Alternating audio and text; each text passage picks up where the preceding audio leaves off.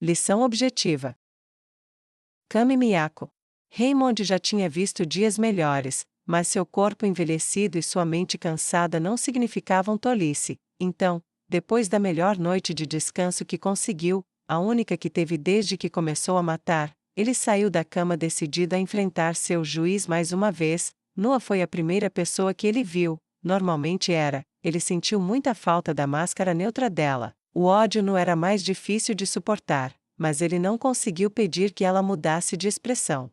Mesmo assim, ela executou suas tarefas com perfeição, cuidando das roupas e do banho dele e trazendo-lhe uma bandeja de comida. Foi, no geral, uma manhã normal para eles. Então lhe veio à mente algo que quebrou a rotina. Ele estava acabando de comer um biscoito quando perguntou a ela: "Você sabe se as crianças já terminaram o material educacional?" "Senhor, não tenho certeza, mas vou descobrir." Ela disse e se dirigiu para a porta. "Não, está tudo bem, vou verificar por mim mesmo." Ele respondeu: "Tenho estado tão ocupado que não tive tempo de ver como os pequenos estão." "Senhor, eu farei isso, você não precisa se preocupar." Ela disse enfaticamente. Ele olhou para ela com curiosidade, notou que ela havia se posicionado em frente à porta, como se fosse impedi-lo caso ele se levantasse. "Noah?" Ele perguntou com uma expressão franca no rosto. "O que está acontecendo?" Ela olhou severamente para ele. "Eu não vou deixar, seja qual for o seu plano para eles, eu vou te matar primeiro, não vou me importar com o que acontece comigo." Ele suspirou pesadamente e cruzou as mãos uma na frente da outra na mesa e olhou para ela enquanto procurava por palavras. Seus olhos e os dela estavam travados como se estivessem em competição. "Noah, não vou fazer nada com eles, nem com você. Vou te dizer uma coisa, porque você não vem comigo hoje, para a cidade, verifique os suprimentos, descobrir o que eles precisam, e vem comigo para garantir que não estou me aprontando para nada, viu? Hoje." Ela acrescentou sem rodeios. "O quê?" Ele perguntou, inclinando a cabeça em confusão. "Não vou fazer nada, viu, hoje, ainda amanhã." Ela respondeu fatalisticamente. "Tudo bem, vá verificar, vou terminar de comer, e enquanto faço isso, você pode se preparar para partir com uma lista de coisas que precisaremos para a casa." Ele disse com uma voz exausta. "Sim, senhor." Ela disse, e saiu da sala. Raymond estava sozinho. Bem, ele se sentia sozinho, mesmo assim, ele tinha quase certeza de que não. Então ele falou para o ar: "Servo do rei feiticeiro, não pedirei uma audiência com seu senhor, porém solicitaria sua ajuda. Minha operação pode ser colocada em risco pelo possível retorno da astróloga de 1000 milhas, ela pode descobrir o que fazemos. E embora possa tolerar morrer pelas minhas ações, não posso tolerar o fracasso. Por favor, peça que ele arranje um agente que possa agir com segurança contra a ameaça de derrota ou detecção." Não houve resposta, ele não esperava, a resposta viria através da ação ou da inação. Poucos minutos depois, Noah voltou com uma lista. "Você me quer nisto ou não, senhor?" Ela perguntou, jogando uma coleira em sua mesa. Ela olhou para ele com ódio. Era um pedaço de ferro de aparência desagradável, com um laço na frente e atrás para prender a uma guia para que o usuário pudesse segui-lo ou caminhar à frente. Ela já vestia a habitual cobertura de pano de uma escrava, um simples saco furado, e não calçava sapatos.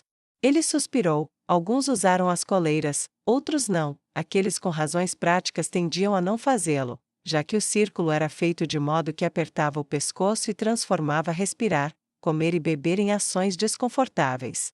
"Não, não precisa, você está suficientemente disfarçada." Ele disse suavemente enquanto sensações doentias tomavam conta dele. "Sim, disfarçada," disse ela, e bufou com desprezo. "Tudo bem, então vamos, senhor?" Noah perguntou, e Raymond respondeu levantando-se. Enquanto ele caminhava em sua direção, ela instintivamente recuou. "Devo andar atrás de você ou na sua frente, senhor?" Ela perguntou em um tom frio e cortante. "Deixo isso a seu critério, Noah." Ele disse, e soltou um suspiro cansado. Enquanto desciam as escadas, ela optou por ir na frente dele e enxotou as crianças que esperavam por ele no andar de baixo. "Para outra sala, eu sei, mas o dono da casa tem coisas que deve fazer, não atrapalhe." Ela disse a eles, e antes que ele estivesse na metade da escada, eles estavam fora de vista. Raymond revirou os olhos. Ainda era muito cedo, ela abriu a porta para ele, permitindo-lhe a primeira saída. Então saiu e fechou a porta atrás deles. Ela se moveu rapidamente para a frente dele e começou a caminhar em direção à carruagem. Estamos caminhando hoje. Ele disse em voz baixa.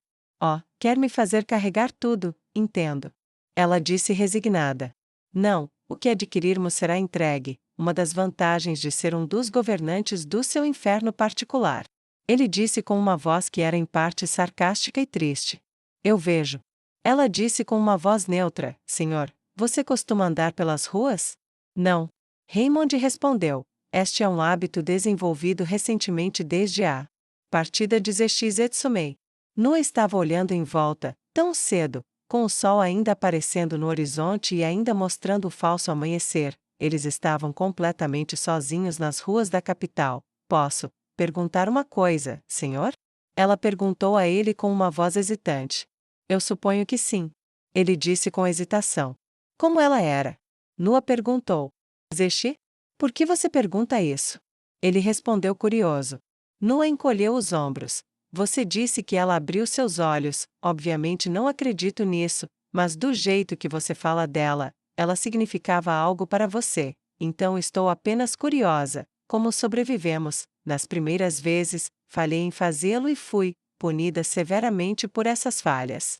Não querendo perguntar mais e não querendo se demorar nesse assunto, ele escolheu responder. Ela é uma guerreira poderosa. Talvez ela tenha sido a figura mais poderosa do mundo, até a ascensão do reino feiticeiro. A voz de Raymond ficou um pouco divertida.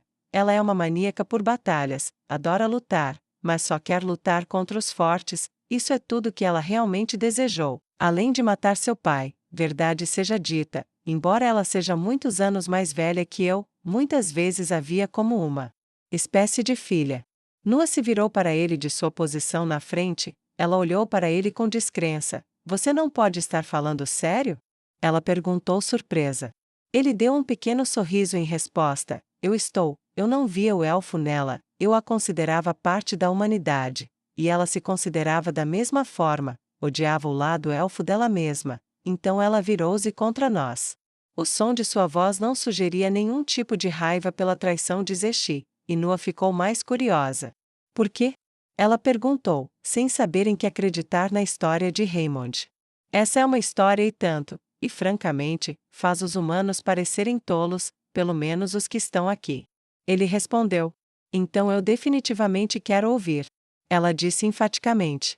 Raymond então começou a contar a história do sequestro e prisão de Clean na torre mais alta da prisão de Kami Miyako, de Zeshi protegendo-o, da ligação dos dois, da garota Orly e da revelação a Zeshi de que ela tinha uma família lá fora, e que os humanos eram abusadores, e o reconhecimento final de que a teocracia teria feito o mesmo com ela se ela não tivesse sido útil como arma e amada por sua mãe poderosa. Uau, vocês todos são realmente uma escória, não são? Ela perguntou francamente enquanto caminhavam pela rua vazia. Ainda acho difícil acreditar que qualquer humano possa ser como Clean foi. Concordo com você. Raymond respondeu francamente. Sobre Clean, senhor? Ela perguntou. Sobre ambas as coisas, mas pelo menos nós, como nação, nem sempre fomos como somos agora. Ele adicionou.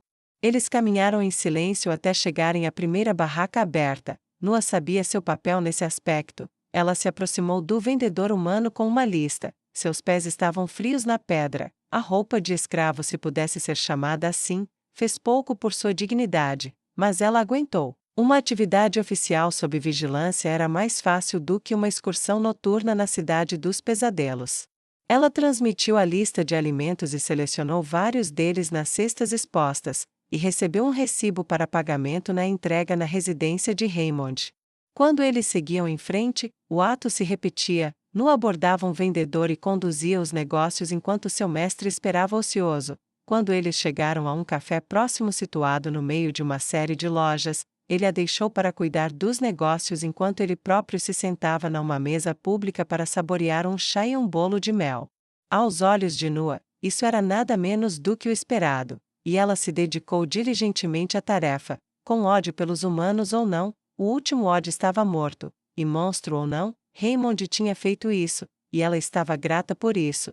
Então ela foi de loja em loja. adquirindo materiais domésticos, desde produtos de limpeza até suprimentos para aprendizado, como livros, papel, tinta e assim por diante, e reunindo os recibos para que soubessem quanto sacar da casa de contagem para cobrir tudo.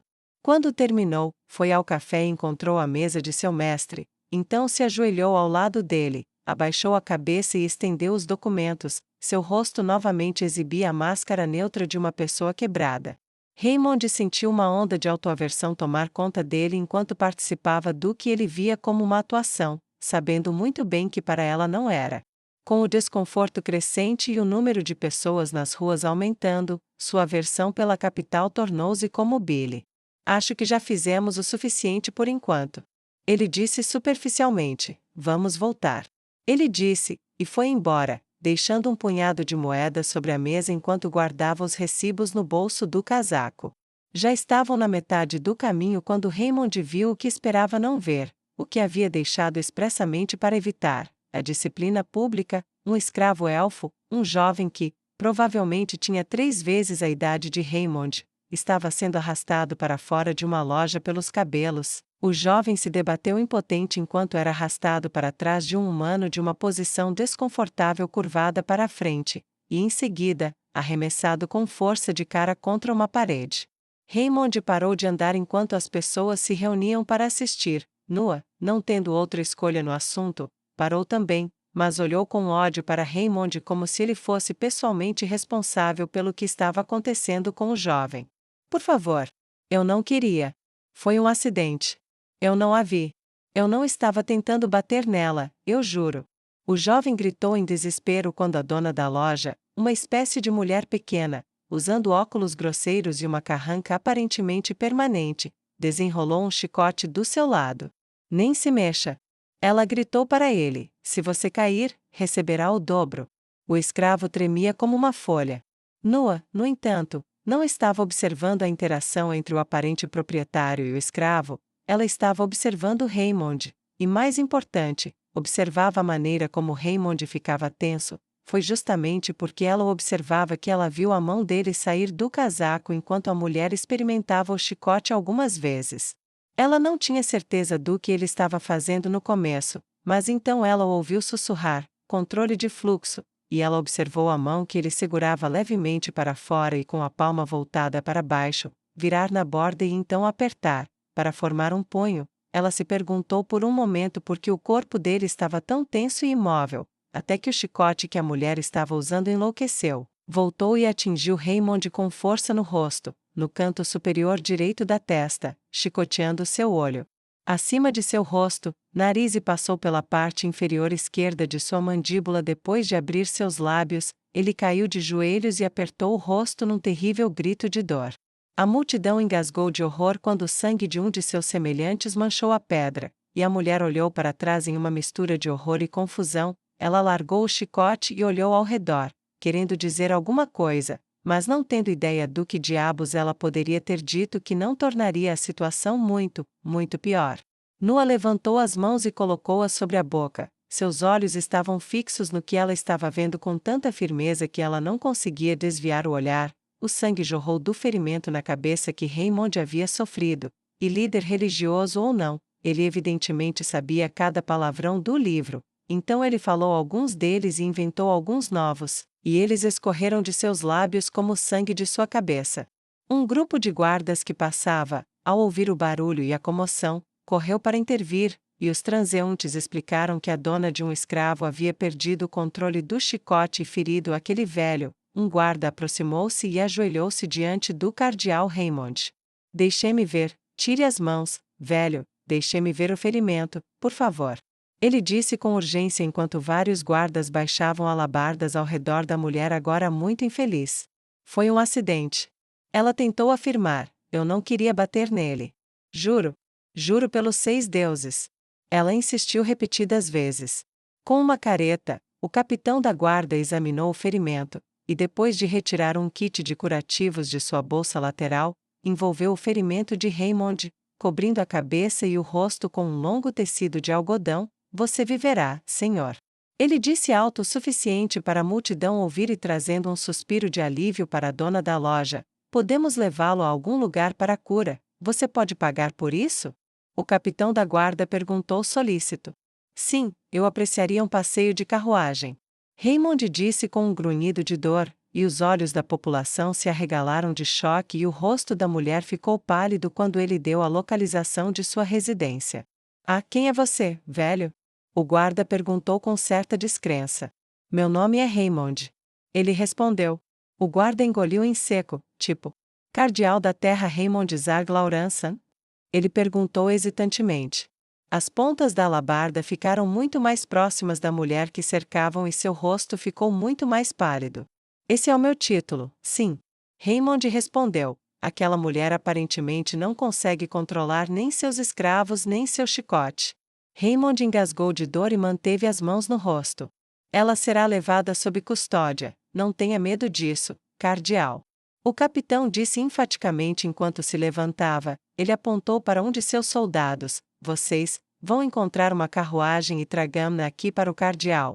O resto de vocês, levem aquela mulher sob custódia pelo ferimento imprudente feito aqui hoje, e coloquem um guarda na loja. Ela está fechada por hoje, e por o futuro próximo. Mas a mulher tentou protestar, mas seus esforços não foram ouvidos e ela foi forçada a andar na ponta de meia dúzia de alabardas. Poucos minutos depois, uma carruagem chegou e o guarda que a trouxe ajudou Raymond a entrar. Noah o seguiu silenciosamente e a porta os fechou na pequena área de estar a sós. Noah olhou para ele incrédula enquanto Raymond ainda segurava seu rosto. Nenhum dos dois falou, mas finalmente ela quebrou o impasse. Por que você fez isso? Ela perguntou. Fiz o quê? Ele conseguiu falar entre gemidos de dor. Não se faça de estúpido, senhor, eu sei o que você fez. Você assumiu o controle da arma daquela mulher. Ouvi você usando uma arte marcial. E então você fez com que ela acertasse você em vez do escravo. Noah disse isso em um tom que era uma estranha mistura de admiração, descrença, raiva e completa confusão. Gá, caramba, isso dói. Sim, eu me machuquei, tudo bem, você me pegou. Ele disse enquanto aplicava pressão em uma parte da lesão. Então, por quê? Por que você fez isso? Ela pressionou ainda mais a questão. Pareceu uma boa ideia na hora. Raymond respondeu sarcasticamente. Ela franziu os lábios em uma pequena carranca e quase olhou para ele. Senhor, você está evitando a pergunta. Porque se ela tivesse errado, ela teria feito isso de novo. Se ela tivesse acertado ele, apenas os 6 sabem quanto dano ela teria causado. Tudo bem pelo custo de cura, mas não muito mais. Mas eu sou um cardeal. Ao me ferir, ela garantiu para si mesma uma longa estadia na prisão, se tiver sorte. Raymond disse e encostou a cabeça no canto externo da carruagem enquanto ela avançava. A carranca de Noah não desapareceu, e daí? Milhares de nós apanham todos os dias por qualquer motivo ou nenhum. Por que ajudar esse aí? Ela perguntou, ainda confusa. Porque eu estava lá para ver aquele. Raymond respondeu sem rodeios, se eu pudesse deter todos eles, eu o faria, mas não sou um rei neste país, meu poder é limitado, e francamente, frágil, mas eu poderia ajudar esse. Noah levantou-se de onde estava sentada e se ajoelhou na frente dele. Deite-se de lado, senhor. Ela instruiu. O quê? Por quê? Ele perguntou. Apenas faça. Ela disse insistentemente. Certo. Ele respondeu e fez o que ela lhe ordenou. Fique quieto, isso vai doer por um momento. Ela o instruiu ainda mais e começou a desembrulhar o curativo para poder ver melhor o ferimento. Quando o último pedaço se soltou, ela engasgou em choque. De perto era muito, muito pior do que a visão limitada que ela conseguia ter antes. O corte era profundo em seu rosto e havia arrancado completamente um olho. Uma parte de seu nariz havia sido cortada na narina e a testa estava profundamente cortada e o ferimento obscurecido por sangue. Ele fez um péssimo trabalho ao embrulhar isso. Tenho que refazer. Fique quieto. Assim que voltarmos para sua casa, deixe-me sair. Então você me segue e me deixa ajudá-lo a entrar. Algumas ervas e um embrulho fresco então. E quando eu for para a casa de contagem vou sacar o suficiente para comprar uma poção de cura de verdade. Até eu voltar. Apenas deite na cama, senhor. Ela o instruiu com autoridade e ele não estava com disposição para discutir, até falar dói. Ele não tentou se levantar, e ela se moveu para recuperar seu lugar. Só quando eles voltaram para sua residência é que ela perguntou. Você realmente não está jogando? Está? com uma voz de maravilhosa descrença e saudade quase sem fôlego.